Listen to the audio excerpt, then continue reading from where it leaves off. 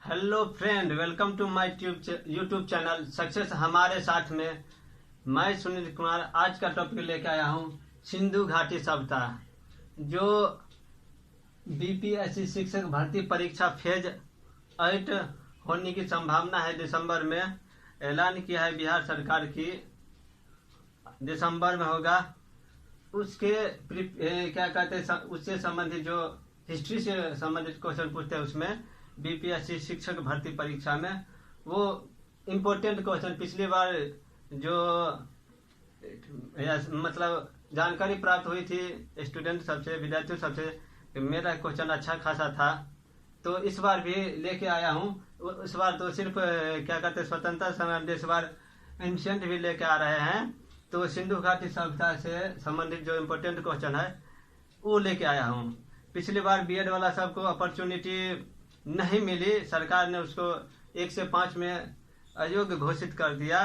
तो कोई बात नहीं, अब अगला अपॉर्चुनिटी लेना है, दमखम करके चालू करना है, तैयारी करना है, अपने लक्ष्य की प्राप्ति करना है। काम करो ऐसा कि एक पहचान बन जाए, काम करो ऐसा कि एक पहचान बन जाए, हर कदम ऐसा चलो कि निशान बन जाए। जहां जिंदगी तो हर कोई काट लेता है, जहां जिंदगी तो हर कोई काट लेता है, जियो इस कदर की मिसाल बन जाए। इस तरह से तैयारी कीजिए, जिंदगी मिसाल बना लीजिए। कोई बात नहीं, पिछले बार नहीं हुआ तो अगली बार लक्ष्य की प्राप्ति करेंगे। तो चलिए देखते हैं पहला क्वेश्चन सिंधु घाटी सभ्यता से संबंधित है। हड़प्पा सभ्यता को मानव सभ्यता के किस युग में रखा जा सकता है? हड़प्पा सभ्यता को मानव सभ्यता के किस युग में रखा जाता है? कांस्य युग, नवपाषाण काल, लौह युग, पूर्व पाषाण काल। किस में रखा जाता है? तो कांस्य युग में रखा जाता है हड़प्पा काल को। निम्नलिखित में से कौन सी सिंधु घाटी सभ्यता की सबसे प्रमुख विशेषता है? सिंधु घाटी व्यवस्था मतलब सिंधु घाटी सभ्यता की सबसे व्यवस्थित क्या था? सबसे प्रमुख विशेषता क्या थी? विशेषता नगर नियोजन थी। तो अर्थव्यवस्था, धार्मिक जीवन, नगर नियोजन, सामाजिक जीवन कौन था? तो नगर नियोजन था। सिंधु घाटी सभ्यता से सबसे बड़ी विशेषता थी। वो नगरों में विभक्त थे, नगरीय व्यवस्था जी रहे थे, नगरीय जिंदगी जी रहे थे। तांबे की एक मानवाकृति आकृति निम्न में से किस हड़प्पीय से मिला है? अब देखिए, तांबे का मानव की आकृति युक्त मिली है। कहाँ से मिला है? लोथल से, कालीबंगा से, हड़प्पा से, रोहिणी से। कहाँ से मिला है? तो हड़प्पा से मिला है। सिंधु सभ्यता के मापक किस गुणांक पर गुणांक भार के थे? किस गुणांक के भार थे जो सिंधु घाटी थे? वो तौलते नापते थे किस गुणांक पे? 10, 12, 16, 18। किस माप पे? तो 16 के माप पे चलते थे। सिंधु सभ्यता के किस स्थान से मनके के प्रमाण मिले हैं? अब मन का कि जिसको सेलखरी, जिससे लोग क्या करते थे, रुपया सिक्का बाद में जाकर के वही बना। तो वो मन के पहले कहा जाता था, सेलखरी के बने होते थे। उसको कहाँ से मिला है? बनावाली, कालीबंगा, मोहनजोदड़ो, चनहुद्रो। कहाँ से मिला है? चनहुद्रो से मिला है मनके के प्रमाण। हड़प्पा काल का एक कांसे का रथ जिसमें 2 बैलों की जोड़ी जुटी हुई है, मतलब मतलब कांसे का रथ है जिसमें 2 बैल जुड़ा हुआ है। जैसे टायर गाड़ी आता था पहले, तो उसमें 2 मतलब क्या कर जुआया जाता था ना बैल को, तो वही 2 बैलों की जोड़ी जुटी हुई है। और इसे एक नग्न मानव, मतलब कुछ पहना हुआ है, नंगा है, नग्न मानव क्या करता है? चला रहा है। यह निम्न से किस स्थान से प्राप्त हुआ है? किस स्थान से ऐसा प्रकार के हुआ है? संघोल से, रोहिणी से, कुणाल से, दायमाबाद से। कहाँ से मिला है? तो दायमाबाद से मिला है। निम्नलिखित में से एक ने सिंधु लिपि के उद्वाचन पर काम किया है। कौन है जो सिंधु लिपि के उद्वाचन पर काम किया है? कौन विशेषज्ञ है? कौन शोध करता है? मतलब रिसर्चर है, मतलब ऐतिहासिक जो है, हिस्टोरियन है, इतिहासकार था। HD Sankalia, BB Lal, I Mahadevan, Vincent Smith Arthur. Vincent Arthur Smith कौन था? तो I महादेवन थे जो सिंधु लिपि के उद्वाचन पर काम किया था। अगला क्वेश्चन, भारत में निम्नलिखित के आने का सही कालानुक्रम क्या है? भारत में जो विदेश से आई है उसका कालक्रम कैसे कैसे आई है भारत में, मतलब भारत की संस्कृति कैसे आई, विदेश ने भारत में संस्कृति कैसे आई, क्या चीज कैसे आई, विदेश से आई कि नहीं आई, कैसे आई, यहाँ पे कैसे उद्भव हुआ, कब से कब, उसका पहले कौन सा संस्कृति, इसके बाद कौन सा संस्कृति, उसके बाद कौन सा, यही। तो सोने के सिक्के, आहत मुद्रा, चांदी के सिक्के, लोहे का हल, नगर संस्कृति, इसको सबसे पहले आया। इसके बाद कौन आया, इसके बाद कालक्रम में सजाइए। तो क्या है, सोने के सिक्के, सोने के सिक्के तो लगभग सिंधु घाटी सप्ताह में नहीं था। उस समय जो चलता था वो शलखड़ी चलता था, मोहर चलता था। तो हाँ, आहट मुद्रा, चांदी के सिक्के ये भी नहीं था, लोहे का हल ये भी नहीं था। नगर संस्कृति, नगर तो संस्कृति थी, सिंधु घाटी सप्ताह को नगरीकरण कहा जा सकता है। तो एक में क्या होगा, चार कौन है, ये दोनों में है। आप बताइए। इसके बाद लोहे का हल, लोहा का जो प्रयोग कहा जाता है कि मौर्य काल से चालू हो गया था लोहे का प्रयोग, मौर्य काल से। इससे पहले भी युद्ध हुआ है, लेकिन शायद मतलब प्रमाण रूप में कहा जाता है, लिखित रूप में कि लोहे का प्रयोग मौर्य काल से। इसके बाद चांदी के सिक्के, सिक्के जो है ना चांदी का, तांबे का आता था, चांदी के सिक्के बाद में आया, और सोने के सिक्के तो और बाद में आया है। तो क्या हो गया, 4 3 2 1, कौन है 4 3 2 1, 4 3 2 1, इसमें है तो डी ऑप्शन होगा। क्योंकि सोने के सिक्के क्या कहते हैं, कुषाण काल समय, मतलब क्या कहते हैं, कुछ गुप्ता काल के बाद आया है इसके।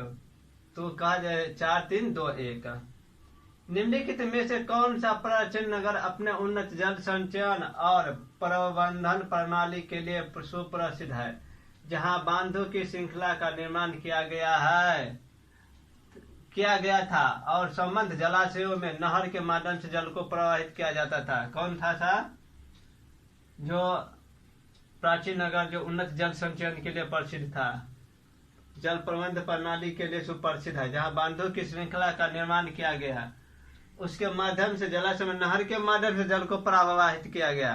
पता है कितना बड़ा नगरीकरण वहां पे होगा, एक नगर की तरह, जैसे जैसे नाला बनाता है, नहर बनाता है, उस तरह से।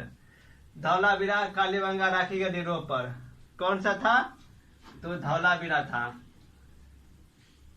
ये धौलावीरा कुछ क्वेश्चन पूछेगा कि क्या कहते हैं, जल संचयन के लिए जल प्रबंधन के प्रणाली के लिए ये भी क्वेश्चन आता है। तो कौन था, धौलावीरा सुप्रसिद्ध है।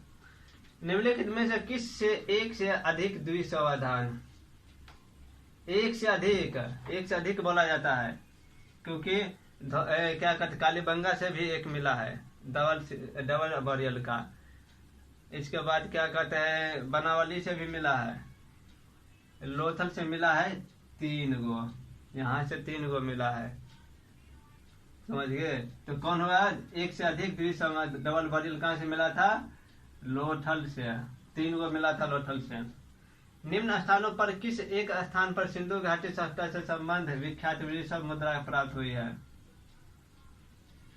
निम्न स्थानों पर किस एक स्थान पर सिंधु घाटी सभ्यता से संबंध क्या मिला था, तो वृषभ मुद्रा प्राप्त हुआ। वृषभ, जिस मुद्रा पर वृषभ था, वृषभ मतलब क्या होता है, मतलब वृषभ किसको बोला जाता है, अरे क्या कहते हैं वो, मतलब सांड को बोला जाता है वृषभ, सांड को। हड़प्पा, चनुंद्र, लोटन, मोहनजोदड़ो कहाँ था, तो मोहनजोदड़ो से प्राप्त हुआ है, मोहनजोदड़ो से प्राप्त हुआ है वृषभ मुद्रा। मृन पट्टिका पर उत्कीर्ण सिंह युक्त देवता, मृन पट्टिका पर युक्त सिंह युक्त देवता की कृति कहाँ से प्राप्त हुई है, मृन पट्टिका पर उत्कीर्ण सिंह युक्त देवता की कृति कहाँ से प्राप्त हुई है, बनावली से, कालीबंगा से, लोथल से, सूरकोटड़ा से। कहाँ से मिली है, तो कालीबंगा से मिली है। लेखन कला की उचित प्रणाली विकसित करने वाली सर्वप्रथम प्राचीन सभ्यता कौन सी थी, कौन सी सभ्यता थी जो लेखन कला की उचित प्रणाली विकसित की थी, प्राचीन सर्वप्रथम किसने किया था, प्राचीन लेखन कला को विकसित किया था, सिंधु सभ्यता, मिस्र की सभ्यता, सुमेरियन सभ्यता, चीन की सभ्यता, कौन थी, तो सुमेरियन सभ्यता सबसे पहले क्या की थी? लेखन कला को विकसित किया था। सर्वप्रथम प्राचीन सभ्यता सुमेरियन सभ्यता ने सबसे पहले क्या किया था? लेखन कला की उचित प्रणाली विकसित किया था। अगला क्वेश्चन, निम्नलिखित सभ्यताओं का उत्तर से दक्षिण का सही क्रम कौन सा है? अब जो निम्नलिखित सभ्यता है वो उत्तर से दक्षिण की ओर कैसे कैसे क्रोनोलॉजिकल ऑर्डर में सजाना है? माया, एज़टेक, मुइस्का, डंका, इंका। माया, मुइस्का, इंका, एज़टेका। एज़टेक, मुइस्का, माया, इंका। एज़टेक, माया, मुइस्का, इंका कौन है? क्या उत्तर? सबसे उत्तर में कौन है? एज़टेक है। इसके बाद कौन है? माया है। इसके बाद मुइस्का है। इसके बाद डंका है। किस में है? किस ऑप्शन में है? ये दोनों तो छट गया। पहले एज़टेक से चालू। एज़टेक पहले, सबसे उत्तर में एज़टेक है। इसके बाद माया है। तो एज़टेक, माया, मुइस्का, डंका, इंका कौन हो गया? सबसे दक्षिण में इंका है। तो ये हो गया डी ऑप्शन हो गया। सभ्यता है, एज़टेक सभ्यता है, माया सभ्यता है, मुइस्का सभ्यता है, इंका सभ्यता है जो उत्तर से दक्षिण की तरफ है। उत्तर से दक्षिण की तरफ है। हड़प्पा स्थल सनौली में उत्खननों से क्या प्राप्त हुए हैं? क्या प्राप्त हुए हैं सनौली में, जो उत्तर प्रदेश में है? सनौली उत्तर प्रदेश में, वो क्या कहते हैं? लगभग 2004 से पहले ये खुदाई हुई थी। सिंधु सभ्यता के संदर्भ में जब मानव समाधान, पशुओं के समाधान, आवासीय भवन, रक्षा दीवार, क्या चीज मिले थे? तो मानव समाधान मिले थे। इसमें जो है ना 125 मानव समाधान मिले। उसमें जानवरों के हड्डी भी मिले और डेली यूज करने वाले आभूषण भी मिले हैं। कहाँ पे? मानव समाधान सनौली में, जो उत्तर प्रदेश में पड़ता है सनौली। सिंधु सभ्यता के संदर्भ में निम्नलिखित कथनों पर विचार कीजिए। आप देखिए सिंधु सभ्यता में जो थे उनके विभिन्न कथन दिए गए हैं। पहला देखिए, यह प्रमुख लौकिक सभ्यता थी तथा उसमें धार्मिक तत्व यद्यपि उपस्थित था, वर्चस्वशाली नहीं था। उस काल में भारत में कपास से वस्त्र बनाए जाते थे। क्या सोचते हैं आप लोग? दोनों प्रमुख लौकिक सभ्यता थी, ये सही बात है। धार्मिक तत्व था, ये सही बात है। यद्यपि उपस्थित था, यद्यपि मतलब ऐसा उपस्थित था। वर्चस्वशाली नहीं था, उतना वर्चस्व नहीं था। उस काल में भारत में कपास से वस्त्र बनाए जाते थे। सही बात है। कपास सबसे पहले भारत में उपजाना चालू हुआ विश्व में। तो क्या होगा ऑप्शन? केवल एक, केवल दो, एक और दो, दोनों, इनमें से कोई भी नहीं। कौन होगा? ये दोनों सही है तो सी ऑप्शन होगा, एक और दो, दोनों। निम्नलिखित में से कौन सा लक्षण सिंधु सभ्यता के लोगों का सही चित्रण करता है? कौन सा लक्षण जो सिंधु सभ्यता का सही चित्रण करता है? देखिए, उनके विशाल महल और मंदिर होते थे। ये तो है ही नहीं भाई, मंदिर तो कहीं मिलवे नहीं किया है। विशाल महल तो मिलवे नहीं किया है। देवी देवियों और देवताओं दोनों की पूजा करते थे। ये सही बात है कि देवी देवता को पूजा करते थे। वे युद्ध में घोड़ों, ये तो सबसे पहले है, नहीं है, क्योंकि घोड़ा जो है ना वो क्या कहते हैं, कोई भी सलखरी या सिक्का पर ना मिला है, इसका कोई प्रमाण नहीं मिला है। तो क्या हो जाएगा? एक और दो, दोनों, केवल दो, एक और दिन, तीन। उपयुक्त में से कौन क्या होगा? ये दो होगा केवल। वो लोग देवी देवताओं दोनों की पूजा करते थे। ये ऑप्शन। अगला क्वेश्चन, चंदौली जनपद में मल्हारपुरा स्थल क्यों विख्यात है? अब अगला क्वेश्चन है कि चंदौली जो है जनपद, मल्हारपुरा स्थल, वो किस लिए प्रसिद्ध है? यहाँ से हड़प्पा नगर के प्रमाणिक मिले हैं, क्योंकि यहाँ से चावल की खेती की प्राचीनतम तिथि मिली है। तिथि मतलब समय। क्योंकि यहाँ से लोहे की प्राचीनतम तिथि मिली है, क्योंकि यहाँ से बौद्ध स्तूप के प्रमाण मिले हैं। किस लिए विख्यात है चंदौली जनपद? ये क्योंकि ये है, यहाँ से लोहे की प्राचीनतम तिथि मिली है। ये इसलिए प्रसिद्ध है। लोहा की तिथि मिली है, लोहे नहीं मिले, तिथि। तिथि मतलब समय, समय की ज्ञान हुई है। किस हड़प्पा स्थल से नगर के एक ऐसे असामान्य विन्यास के चिन्ह मिलते हैं जिसे एक किले के अंदर बस्तियों के 3 अलग अलग सीमांकित क्षेत्र है। अब देखिए, एक जो है ना, एक जो चारों घर से घिरा हुआ था, सब सिंधु सभ्यता, वो नगरी सभ्यता कहलाती थी ना। अलग अलग मतलब उसके जो, जैसे देखिए पटना है वो जिला हुआ, मुजफ्फरपुर हो गया, तो सब अलग अलग जगह था ना। वो किले के अंदर है ना, बस्तियों के 3 अलग अलग सीमांकित क्षेत्र मिले हैं। कालीबंगा से, लोथल से, धौलावीरा से, मोहनजोदड़ो से। कहाँ से मिले हैं? तो धौलावीरा से मिले हैं। निम्न में से हड़प्पा से संबंधित कौन सा एक कथन सही नहीं है? अब देखिए, हड़प्पा से संबंधित कौन सा एक कथन है जो सही नहीं है? निम्न में से हड़प्पा से संबंधित कौन सा एक कथन है? ए नंबर, वहां के निवासियों को ज्यामितीय रोमांकनों का प्रयोग आता था। वहां के निवासी पासे के खेल से परिचित थे। ये तो सही है, ये भी सही है, ज्यामितीय रूपांकन का प्रयोग करते थे। कालीबंगा में अधिकतर निर्माण कच्ची ईंटों से किया गया, ये भी सही है। लोथल के निवासियों ने निर्माण के लिए पकी हुई मिट्टी का कभी प्रयोग नहीं किया, ये गलत है। पकी मिट्टी का प्रयोग करते थे, पकाते थे। क्या जमीन के अंदर क्या करते थे? या ढेर लगा करके, आग लगा करके पकाते थे। ये ऑप्शन, डी ऑप्शन गलत है, ये डी ऑप्शन होगा।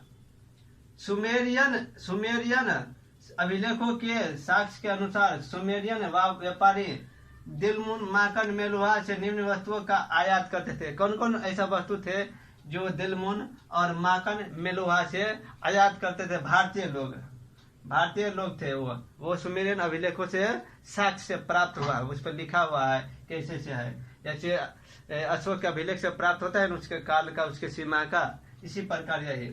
सोना, चांदी, लाजवर्द, कपास, माणिक्य, मनके एवं सूती वस्त्र। सोना, चांदी, तांबा, माणिक्य के मनके एवं सूती वस्त्र। चांदी, तांबा, माणिक्य के मनके एवं इमारती लकड़ी, इनमें से कोई नहीं। कौन होगा? क्या क्या चीज आयात करते थे? तो सोना भी करते थे, चांदी भी करते थे, लाजवर्द भी करते थे, लाजवर्द मणि, कपास भी करते थे, माणिक्य, मनके एवं सूती वस्त्र सभी करते थे। तो ऑप्शन क्या होगा? ए ऑप्शन होगा, ए।